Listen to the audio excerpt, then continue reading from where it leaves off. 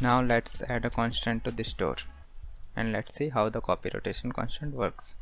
Select this door, go to the constant tab and then select the copy rotation constant, and now select this door. Now if I rotate this door, this one will also rotate, so make it 0. Now if I parent this to this one, see what happens.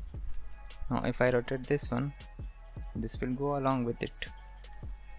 And now as you can see, I have already explained all of these parameters, only this one is new. So if I change this to add, see what happens. It's adding the rotation on the top of the rotation of this object. So we can now do this, make it 0. Now select this object, go to the copy rotation tab and then select this object. Now if I rotate this, let's see what happens. So it's going in the opposite direction. So this is where the invert tab comes handy. As you can see, now it's going just like the way we want it to do. Now select this one and then parent to this one, Control P. Now if I rotate this one, it's going. Now again select this one, copy rotation, and then select this one, click on edit.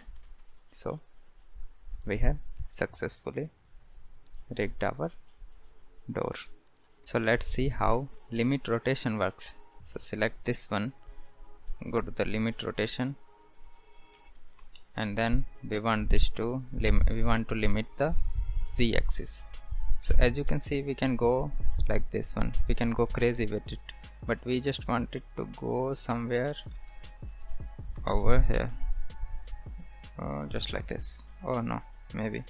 So let's assume we have a wall over here, so we will only go till this one. So the z-axis, select the z-axis, and then we can go only 132. So type in over here. So now we can go this, we can now rotate this one, sorry. As you can see, if I disable this, we can go outside of the frame. Also we can go in the negative. So we have limited this. Now we cannot go.